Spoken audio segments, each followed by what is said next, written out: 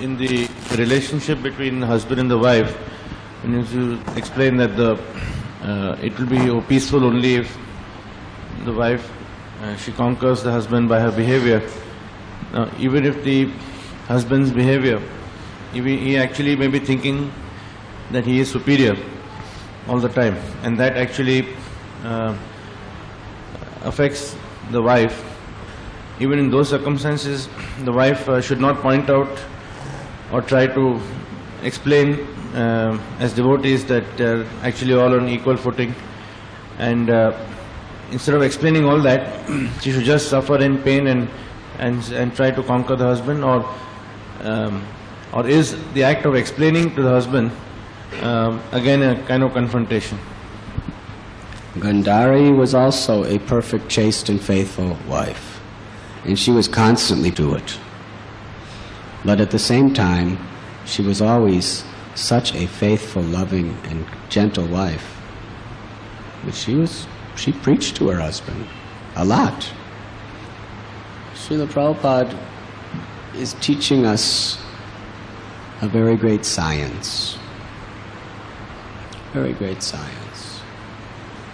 It is not that a woman requires to accept abuse. If a woman is being abused, she has every right to deal with that, report that. But we're speaking about a Krishna-conscious society. In a Krishna-conscious society, we accept, according to the authority of Scripture, what is the nature of a man and what is the nature of a woman. The nature of a man, in general, there may be exceptions, is a man's nature is to be predominant.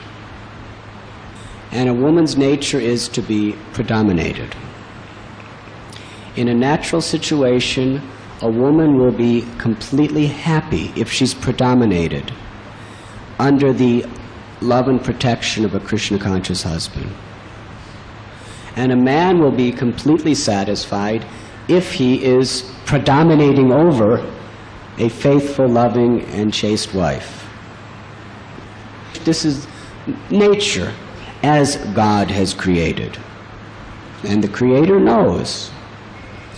What happens in the situation is when the woman wants to be the predominator, except for some rare exceptions, it's impossible for the nature of a man to accept that. They just can't do it. And therefore they're miserable. And the woman's miserable because she's not really in her natural position. So we're not saying women should accept abuse from a rascal husband. They shouldn't. They could, if they feel they could make their husband Krishna conscious. But beating and all these things, no, this is very sinful. A woman has a right to defend herself from these things. But the basic chemistry of how a man and woman should come together in marriage should be understood.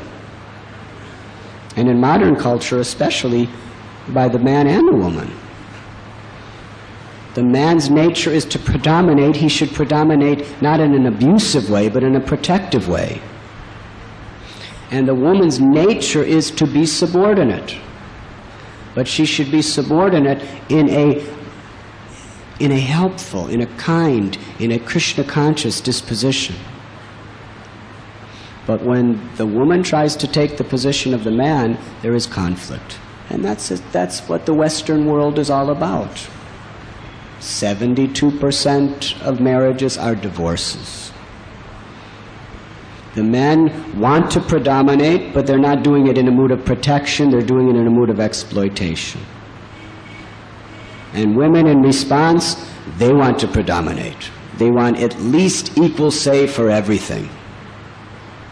Actually, if a woman is chaste, the man will do anything for her if he's a good man, as a means of protecting her. So this is society. We should aim for this type of society. Does that answer your question? Extreme cases we're not discussing. Prabhupada's sister was an extreme case.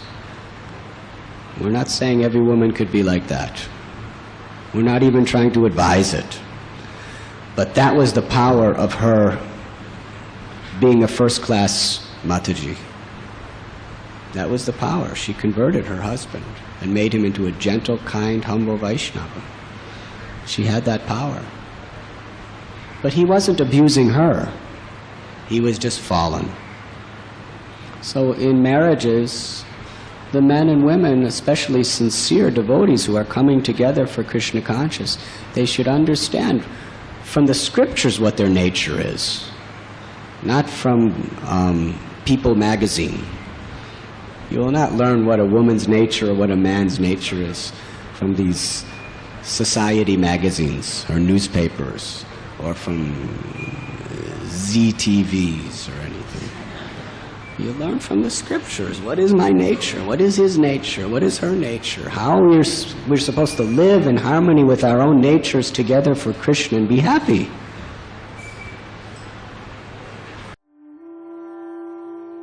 You were listening to Radhanath Swami on devotionalnectar.com.